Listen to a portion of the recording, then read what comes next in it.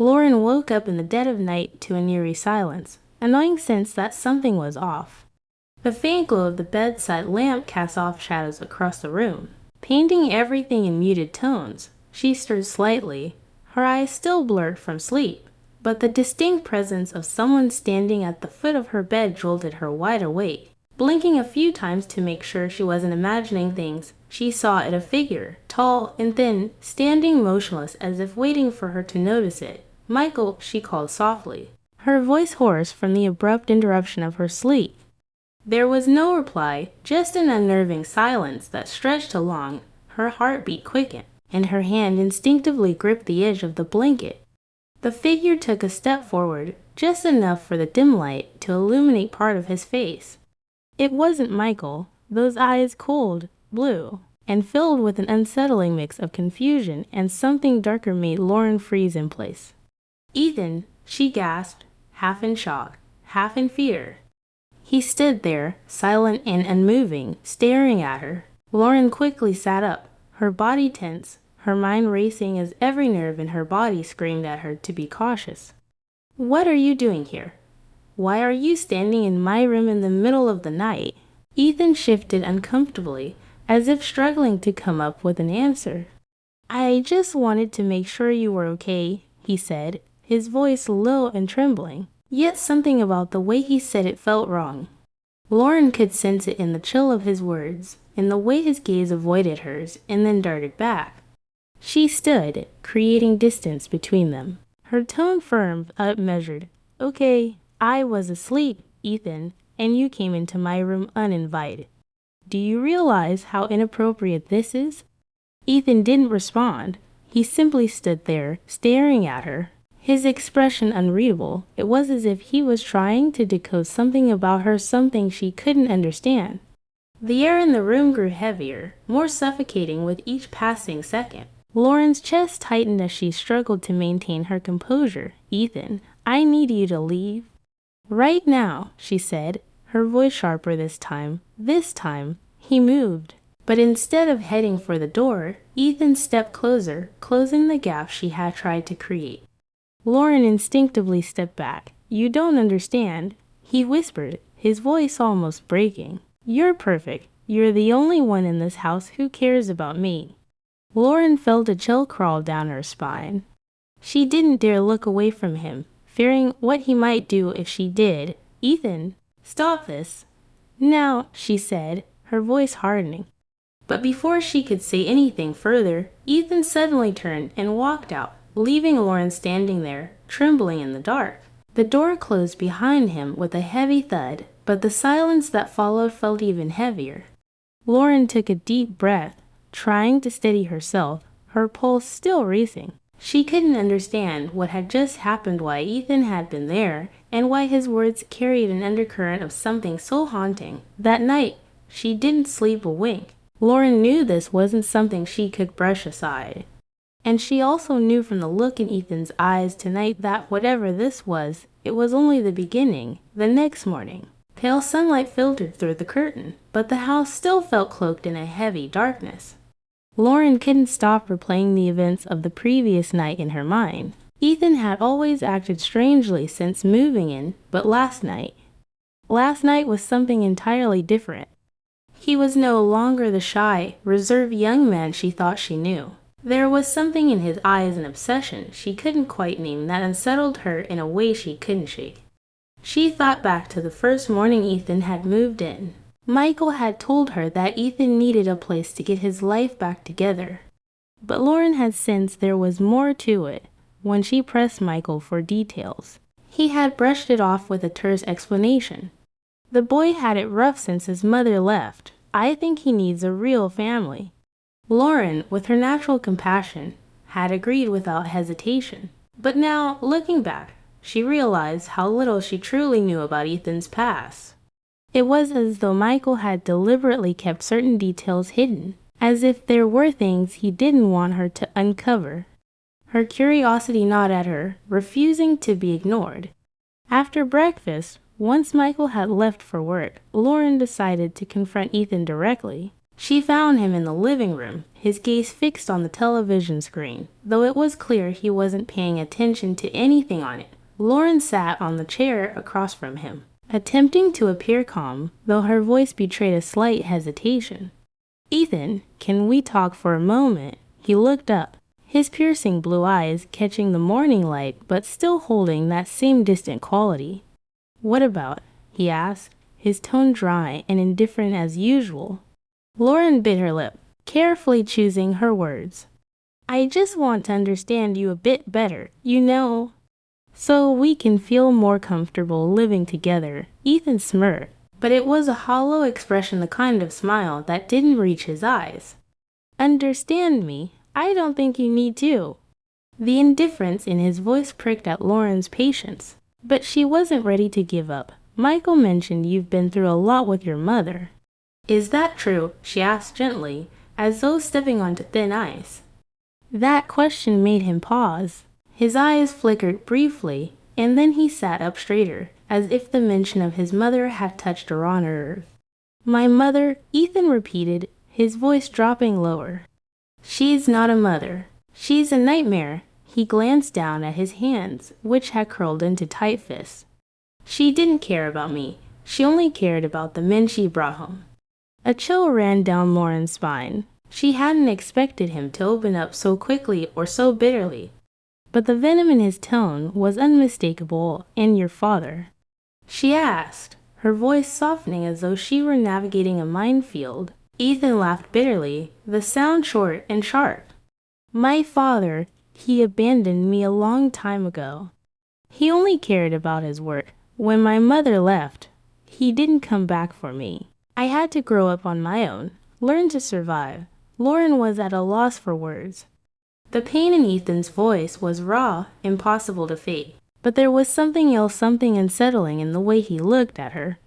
His gaze lingered on her face longer than it should have, making her increasingly uneasy. "Then why did you agree to move here?" she asked, steering the conversation in another direction, hoping to break the tension. Ethan's eyes snapped back to hers, sharper now, colder. "Because of you," he said bluntly, the words hitting her like a sudden gust of icy wind. "You're the only person in this house who sees me as a human being, not as a responsibility, not as a failure." Lauren's throat went dry. She wanted to respond, to deny it, but his gaze seemed to peel away every layer of her thoughts, leaving her exposed. There was something wrong in the way he said those words, as though he was placing her in a role she had never agreed to. "I thought I'd be okay as long as you were here," Ethan continued, his voice softening but still carrying an unsettling weight. "You're the only reason I came back." Lauren stood abruptly, the air in the room suddenly feeling too thick to breathe. "I think we should end this conversation here. If you need anything, talk to me or Michael." Ethan didn't say another word. He simply watched her, his eyes following her every movement as she left the room. Lauren walked away with the distinct feeling that she was fleeing rather than simply leaving. And as much as she wanted to believe that this was over, deep down, she knew the truth. It was only the beginning. That night, the house was utterly silent, yet Lauren couldn't sleep. Ethan's words from earlier that morning echoed relentlessly in her mind. "You're the only reason I came back." The statement felt like a confession, a declaration, and a warning all at once. She couldn't shake the image of his eyes, a mix of longing and pain piercing through her every thought. She had tried to dismiss it as a misunderstanding, but deep down, she knew it had crossed the line. Michael was working another late shift at the hospital, leaving her alone with Ethan once again. She tried not to dwell on it, reassuring herself that nothing would happen. Yet the uneasy knot in her stomach refused to go away. Lauren debated locking her bedroom door as she had done before, but had hesitated. She didn't want to create an atmosphere of distrust, didn't want to acknowledge that she felt afraid. Ethan, after all, was just a troubled young man, and she, more than anyone, understood what it felt like to be abandoned and starved of love. Near midnight, Lauren slipped quietly into the kitchen to get a glass of water, hoping to calm her swirling thoughts. As she returned to the living room, she froze startled to see Ethan sitting on the sofa in the dim glow of the table lamp. He wasn't watching TV, nor was he on his phone. He simply sat there, staring into the empty space in front of him, unmoving. "Ethan," Lauren called softly, her voice low and hesitant. "What are you doing here so late?" He looked up, his deep, expressive eyes locking onto hers. "I couldn't sleep," he said, his voice low and steady. "What about you?" Lauren felt the air in the room grow heavier, suffocating. "Neither could I," she replied, trying to keep her voice even. "Too much on my mind, I guess." Ethan stood up slowly, his movements deliberate as he stepped toward her. The faint light from the lamp cast his shadow long across the floor, making him appear almost spectral. "Is it because of me?" he asked, his tone teetering between a challenge and an apology. Lauren froze, her pulse pounding so loudly she thought he might hear it. "No, of course not," she lied, her eyes darting away from his intense gaze. "I'm just tired." Ethan stopped a mere foot away, close enough for her to feel the warmth of his breath. "You're lying." His voice wasn't loud, but it carried an unsettling certainty. "You're afraid of me, aren't you?" Lauren opened her mouth to respond, but the words caught in her throat. She felt as if she were rooted to the spot, unable to move. Ethan leaned in slightly, his eyes scanning her face, studying every feature, every detail, as though trying to commit her to memory. "I don't want to scare you," he murmured, his voice soft and almost tender. I just can't stop thinking about you." Lauren instinctively stepped back, but Ethan mirrored her movement, closing the gap once again. "Ethan, stop," she said, her voice trembling but firm. "You can't do this." But he didn't stop. Instead, he reached out, his fingers brushing lightly against her arm, a gesture that was both gentle and deeply unsettling. "You don't understand," he said, his voice cracking slightly. "You don't know how lonely I've been. You're the only one in this house who truly cares about me." Lauren backed away further, only to feel the cold, unyielding wall against her spine. She had nowhere left to go. "Ethan, I'm not who you think I am. I'm Michael's wife, your stepmother. We can't." "But you're not like the others," Ethan interrupted, his eyes blazing with desperation. "You're everything I've ever wanted. You're the only one who makes me feel like I matter." Lauren felt panic rising in her chest, but at the same time, she sensed something else, an inexplicable pull, a magnetic force that held her captive in his gaze. The raw vulnerability in his voice, the unmistakable pain in his words, reached into some deep, hidden corner of her heart. It was in that moment she realized things were slipping dangerously out of control. The tension in the room was suffocating, and though her mind screamed at her to put an end to this, there was a part of her that was drawn to the intensity of Ethan's gaze. She shoved him away harder than she thought she could and bolted for her bedroom, slamming the door behind her and locking it tightly. Her chest heaved with each breath, her heart pounding erratically. She knew she had narrowly avoided crossing a boundary, and that terrified her even more than Ethan's actions. But the most frightening thing of all wasn't Ethan. It was the vague, unshakable feeling stirring within her, the question lingering in the back of her mind. What had she done? And would this truly be the end of it? Lauren couldn't sleep. She sat upright in bed, her back pressed against the headboard, her eyes fixed on the firmly locked door. The dim glow of the bedside lamp cast faint shadows on the walls, making the room feel more sinister than it ever had before. She tried to shake off the image of Ethan, his desperate eyes, his trembling voice filled with longing, but no matter what she did, it kept coming back, vivid and inescapable, as if he were still there, standing just beyond the door. A soft knock broke the suffocating silence, and Lauren froze, her breath catching in her throat. The knock wasn't loud, but it was persistent, as though whoever was outside knew she was there and had no intention of leaving. "Lauren," the voice was deep, quiet, and painfully familiar. It was Ethan. "Go away, Ethan," she said, her voice trembling slightly despite her best efforts to stay calm. Her heart pounded violently in her chest. "I don't want to talk to you. You can't keep hiding like this. His voice remained gentle, but there was something unnervingly resolute in the way he spoke. I just want to talk. I promise there is nothing for us to talk about, she snapped, raising her voice in the hope it would push him to leave. But deep down, she knew it wouldn't be that easy. Sure enough, the knocking resumed, this time louder, more forceful, as if Ethan wanted to make it clear that he wasn't going anywhere. Ethan, if you don't leave, I'll call Michael right now, Lauren yelled, the panic rising in her voice. Her hand shook as she reached for her phone, but instead of retreating, Ethan let out a bitter, humorless laugh. Michael, he said, his voice suddenly darker, tinged with anger and pain. He doesn't care about you, Lauren. He only cares about his work. Do you really think he'll come running to save you?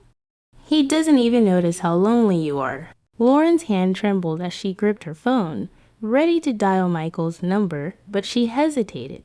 A part of her, one she didn't want to acknowledge, knew Ethan wasn't entirely wrong. Michael was always busy, always leaving her alone in this large, silent house. But that didn't mean she would let Ethan push the boundaries further. The sound of the doorknob rattling sent a wave of icy fear through her. Ethan was trying to open the door. Don't. She screamed, her voice cracking with terror and anger. Ethan, if you don't stop right now, I'll call the police. The rattling stopped, and an oppressive silence fell over the room. Lauren held her breath, straining to hear any sound. Finally, she caught the faint sound of footsteps, slow and deliberate, retreating down the hallway. She wasn't sure whether to feel relieved or remain on high alert, but before she could gather her thoughts, a loud crash echoed from downstairs, the sound of shattering glass, followed by heavy, deliberate footsteps. Lauren leapt out of bed, her heart pounding so hard she thought it might burst. She knew Ethan hadn't left. Instead, he had found another way back in, a way that was far more dangerous and unhinged. Gripping her phone, she dialed Michael's number, but no one answered. She couldn't wait any longer. She had to protect herself.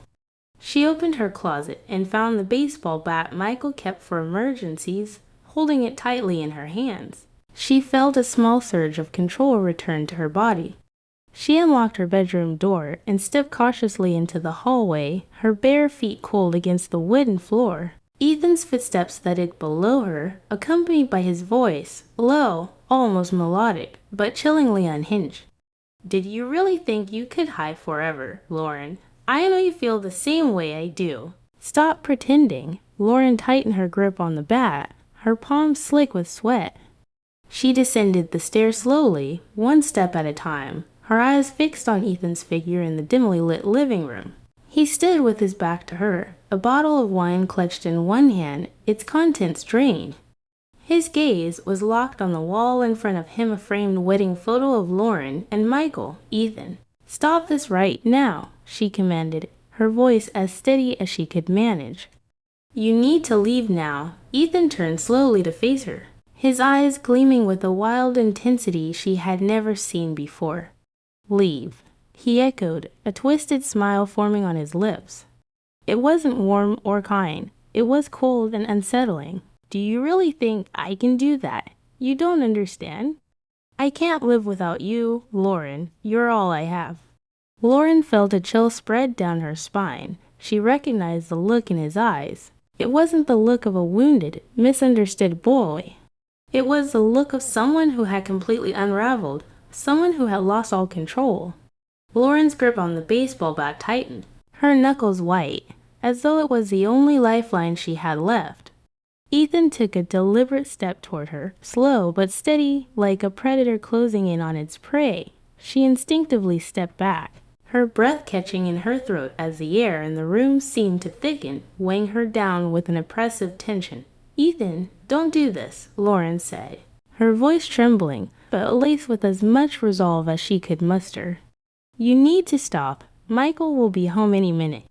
The mention of Michael only seemed to infuriate him further. Michael. Ethan laughed, a bitter, cutting sound that sent shivers down Lauren's spine. He's never here, Lauren. He doesn't even notice how you feel, but I do. I always do. Each word felt like a vice tightening around her, but Lauren knew she couldn't keep retreating. If she didn't act now, things would spiral completely out of control. "Ethan, listen to me," she said, forcing her voice to stay calm but firm. "You're hurting both of us by doing this.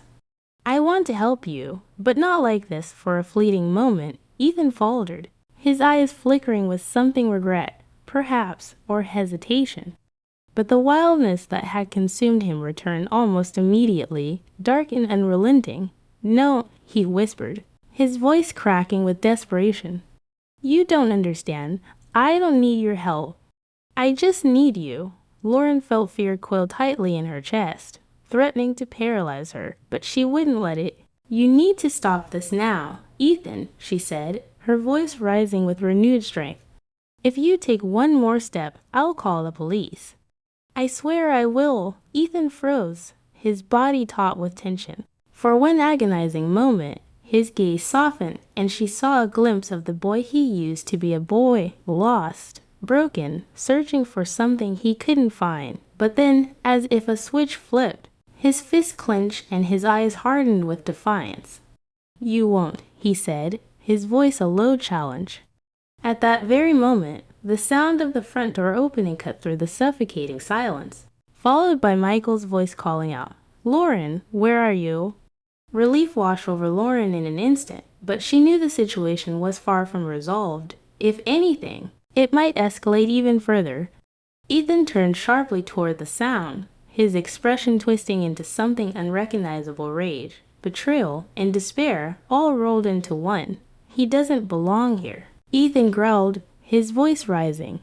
"He abandoned me. He doesn't deserve you." Seizing the opportunity, while Ethan was distracted, Lauren bolted toward the door. "Michael, watch out," she shouted as she reached the living room entrance. Michael stepped inside. Confusion etched across his face as he took in the scene: Lauren clutching a baseball bat and Ethan advancing toward him with wild, purposeful strides. Before Ethan could get any closer, Lauren swung the bat hard, slamming it down onto the coffee table between them.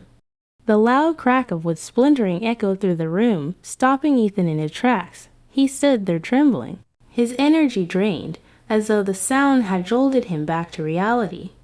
His shoulders slumped and his gaze fell to the floor. Defeated, Michael quickly moved to Lauren's side, placing a steadying hand on her shoulder while his eyes remained locked on Ethan. "What the hell is going on here?" Michael demanded, his voice a mixture of anger and alarm. Still catching her breath, Lauren looked directly at Ethan. "He needs help," she said, her voice quivering, but resolute. "We can't let this go on." Ethan didn't respond. His eyes were wet, but the tears weren't from remorse. They were from the crushing realization that everything he tried to build, every misguided attempt to get closer to Lauren, had crumbled without a word. He turned and stepped back, his lips moving soundlessly until he finally muttered, "I'm sorry," before rushing out the door into the night. Michael made a move to follow, but Lauren stopped him, her hand gripping his arm. "Let him go," she said, her voice weary but firm.